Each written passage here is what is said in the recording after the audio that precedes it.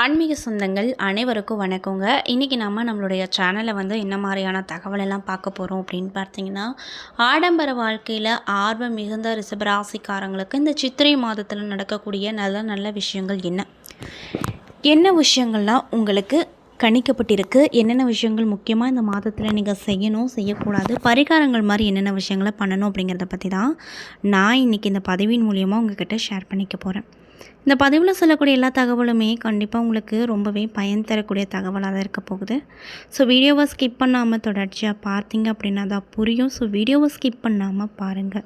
மேலும் இதே மாதிரியான ஆன்மீகம் சார்ந்த வீடியோக்களெல்லாம் பார்த்து தெரிஞ்சுக்கணும் அப்படின்னு ஆசைப்பட்டால் மறக்காமல் நம்ம சேனலை சப்ஸ்கிரைப் பண்ணிவிட்டு கீழே இருக்கும் பெல் ஐக்கானையும் மறக்காமல் கிளிக் பண்ணுங்கள். அப்போ தான் நம்ம சேனலில் போடுற எல்லா வீடியோவுமே நோட்டிஃபிகேஷனாக உங்கள்கிட்ட உடனுக்குடனே வந்து சேரும். அது மட்டும் இல்லாமல் உங்களுக்கு மகாலட்சுமி தாயாரை ரொம்ப பிடிக்கும்னா இந்த வீடியோக்கு ஒரு லைக் பண்ணிவிட்டு நம்மளுடைய கமெண்ட் பாக்ஸில் மகாலட்சுமி தாயாருக்கு போற்றி அப்படின்னு சொல்லி மறக்காமல் பதிவிடுங்க. மேலும் வெள்ளிக்கிழமை அன்று விரதம் இருந்தவங்க கண்டிப்பாக மகாலட்சுமி தாயாருடைய அருள் உங்களுக்கு முழுமையாக கிடைக்கும், உங்கள் கஷ்டங்களும் தீரும். ஸோ இப்போ வாங்க நம்ம வீடியோக்குள்ளே போய் முழுசாக இந்த ரிஷபராசிக்காரங்களுக்கு இந்த சித்திரை மாதத்தில் என்ன மாதிரியான பலன்கள் கிடைக்கும் அப்படிங்கிறத தெளிவாக பார்த்து தெரிஞ்சுக்கலாம். ராசியுடைய அதிபதி யார் அப்படின்னு பார்த்தீங்கன்னா சுக்கிரன்.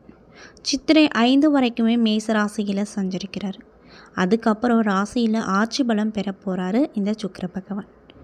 இதனால் உங்களுக்கு என்ன மாதிரியான விஷயம்லாம் நடக்கும்னு பார்த்தீங்கன்னா, நினைத்ததை சாதிப்பீங்க. வாழவும் முடியாமல் மீளவும் முடியாமல் தவித்து வந்த நிலை அப்படிங்கிறது உங்களுக்கு இந்த காலகட்டத்தில் மாறப்போகுது. உங்களுடைய முயற்சி எண்ணங்கள் பழித்தாகும். புதிய எண்ணங்கள் மற்றும் திட்டங்கள் தோன்றும். சேவை மனப்பான்மை மிகும். ஆன்மீகத்தில் தொண்டு நிறுவனங்கள் சங்கங்களில் இணைந்து சேவை செய்ய ரொம்ப ஆசைப்படுவீங்க. வேற்றுமொழி பேசுபவர்களோடு அந்நிய தேசத்தில் குடி போகும் நிலை வரும். சிலர் மதமும் மாறக்கூடும். உங்களுடைய வாழ்க்கையில் நடந்த கெட்ட சம்பவங்களின் தாக்கம் அப்படிங்கிறது இந்த மாதத்தில் குறைய போகுது. அதில் எந்த ஒரு மாற்று கருத்து இல்லைன்னு சொல்லப்பட்டிருக்கு. தனிப்பட்ட அனைத்து சுப பலன்களும் தேடி வரும். உங்களுடைய புகழ் அந்தஸ்தை உயர்த்த அதிக உழைக்க நேரிடும். பொருளாதாரத்தை பொறுத்த வரைக்கும் பொருளாதார நிலை அப்படிங்கிறது உங்களுக்கு சாதகமாக இருப்பதால் அனைத்து விதமான ஏற்ற தாழ்வுகளையும் சமாளித்திருவீங்க. கடந்த சில நாட்களாகவே அனுபவித்து வந்த இன்னல்களுக்கு முற்றுப்புள்ளி வைக்கக்கூடிய நேரமாக இந்த காலகட்டம் அமைஞ்சிருக்கு. தாயின் அன்பும் ஆசீர்வாதமும் உங்களை மகிழ்ச்சி அடைய வைக்கும். குடும்பத்தாரின் தேவைகளை நிறைவு செய்வீங்க. சொந்த வீடு வாகன கனவு நடக்கும். விலை உயர்ந்த ஆடை ஆபரணங்கள் வாங்கி ரொம்பவே சந்தோஷமாக இருப்பீங்க. அது மட்டும் இல்லாமல் இதுவரைக்கும் விற்காமல் கிடந்த அசையா சொத்துக்கள் விற்று லாபத்தை கொடுக்கும். பல தலைமுறையாக விற்காமல் கிடந்த குடும்ப சொத்து கூட விற்றுவிடும்.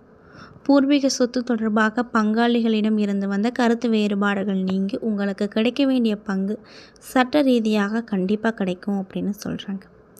வழக்குகள் ஏதாவது உங்களுக்கு இருந்தால் அந்த வழக்குகள் கண்டிப்பாக உங்களுக்கு சாதகமான பலனாக தான் அமைய போகுது. தாய் தந்தை வழி உறவுகளிடம் அறியாமல் செய்த தவறுக்காக மன்னிப்பு கேட்டு குடும்பத்தில் இணைவீங்க. பகைமை மறந்து உறவுகள் ஆறுதலாக இருப்பாங்க. அது மட்டும் இல்லாமல் திருமண முயற்சிகள் பலிக்கும்.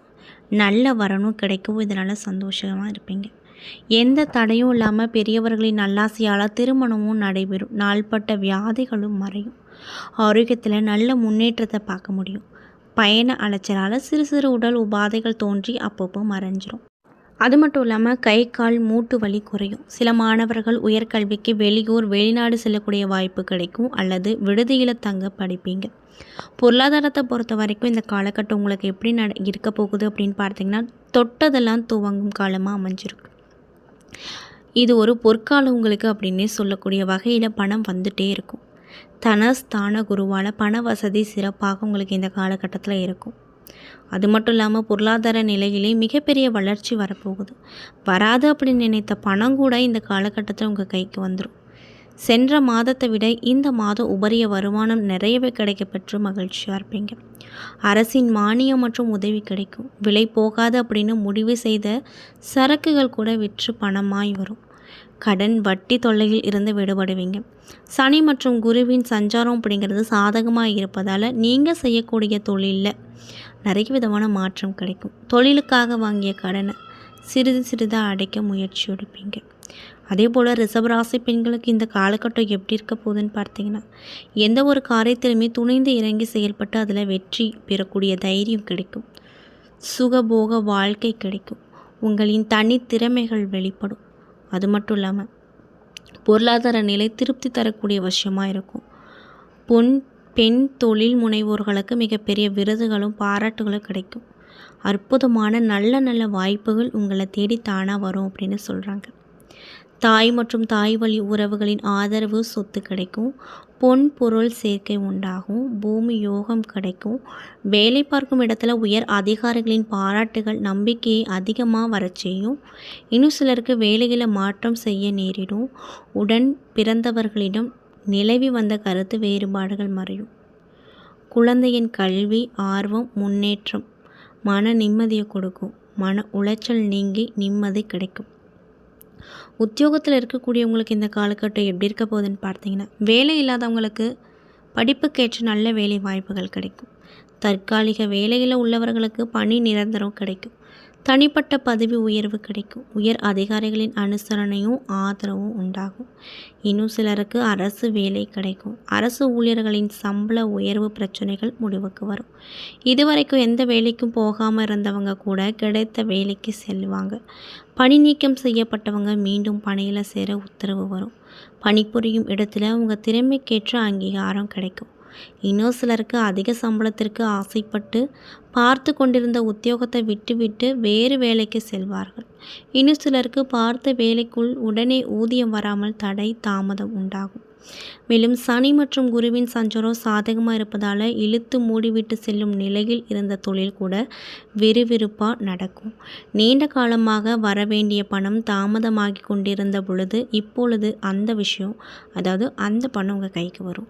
தொழில் சிறப்பாக இருந்தாலுமே ராசியாதிபதி சுக்கிரன் விரயஸ்தானத்தில் இருப்பதால் எவ்வளவு லாபம் இருந்தாலுமே உபரிய வருமானம் இருக்காது.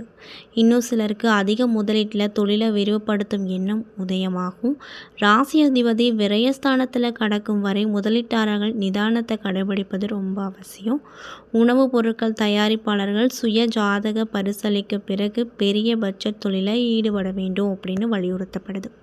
மேலும் அரசியல் துறையில் இருக்கக்கூடியவங்களுக்கு இந்த காலகட்டம் எப்படி இருக்குன்னு பார்த்தீங்கன்னா, எந்த பிரச்சனையை எப்படி சமாளிப்பது என்று தெரிந்து அதன்படி செயல்பட்டீங்க அப்படின்னா வெற்றி கண்டிப்பாக உங்களுக்கு தான் கிடைக்கும். எதிரிகளை அடக்க முடியும் என்பதால் பொது வாழ்க்கையில் இருக்கக்கூடியவங்களுக்கு மேன்மையான காலமாக இந்த காலம் இருக்க போகுதுங்க. அது மட்டும் இல்லாமல் கட்சிக்காக பொதுமக்களுக்காகவும் மிகுதியான பொருள் விரயத்தை சந்திப்பீர்கள். சிலர் முழு நேர அரசியல்வாதியாக மாறி மக்களுக்கு சேவை செய்வீங்க. கவனமாக செயல்பட வேண்டிய காலம் அப்படிங்கிறதுனால சனி ப்ளஸ் செவ்வாய் சேர்க்கை நடப்பதால் உங்கள் ராசிக்கு 11வது இடமான லாபஸ்தானத்துலேயும் 7, 12ஆம் அதிபதி செவ்வாயும் 9 மற்றும் 10ஆம் அதிபதியான சனியும் சேர்க்கை பெறுவதால் உங்களுக்கு என்ன மாதிரியான விஷயம் நடக்குன்னு பார்த்தீங்கன்னா, சில பிரச்சனைகள் பெண்களால் உண்டாகும். அதனால் பார்த்து கவனமாக இருங்க. சிலருக்கு கண் திருஷ்டி, உடல் அலர்ஜி, செரிமான கோளாறு, காய்ச்சல், தலைவலி போன்ற சிறு சிறு உடல் உபாதைகள் வரும். இந்த காலகட்டத்தில் ஏதேனும் போட்டி பந்தயங்களில் கலந்து கொண்டீங்கன்னா வெற்றி நிச்சயம். தொழில் எதிரிகள் உங்களை கண்டு விலகிடுவாங்க அப்படின்னு சொல்லப்படுது. மேலும் நீங்கள் என்ன மாதிரியான விஷயங்களை பரிகாரங்கள் மாதிரி பண்ணணும்னு பார்த்தீங்கன்னா, பௌர்ணமி அன்னைக்கு விரதம் இருந்து சுமங்கலி பெண்களுக்கு மங்கள பொருட்களை தானமாக கொடுங்க. வெள்ளிக்கிழமை நாட்களில் மகாவிஷ்ணுக்கு விரதம் இருந்து வாங்க. மேலும் மகாலட்சுமி தாயாரை வழிபட்டு வாங்க. உங்களுக்கு நன்மைகளே கிடைக்கும்.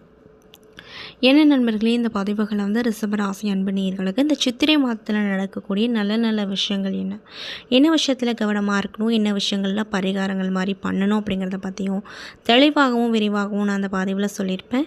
இந்த பதிவில் சொல்லியிருக்கக்கூடிய எல்லா விஷயமும் கண்டிப்பாக உங்களுக்கு பயன் தரக்கூடிய விஷயமாக தான் அமைஞ்சிருக்கும். ஸோ வீடியோ பிடிச்சிருந்தால் லைக் பண்ணுங்கள், ஷேர் பண்ணுங்கள். மேலும் இதே மாதிரியான ஆன்மீகம் சார்ந்த வீடியோக்களெல்லாம் நீங்கள் பார்த்து தெரிஞ்சுக்கணும் அப்படின்னு ஆசைப்பட்டால் மறக்காமல் நம்ம சேனலை சப்ஸ்கிரைப் பண்ணிவிட்டு கீழே இருக்கும் பெல் ஐக்கானையும் மறக்காமல் கிளிக் பண்ணுங்கள். அப்போ தான் நம்ம சேனலில் போடுற எல்லா வீடியோவும் நோட்டிஃபிகேஷனாக உங்ககிட்ட உடனுக்குடனே வந்து சேரும். நன்றி.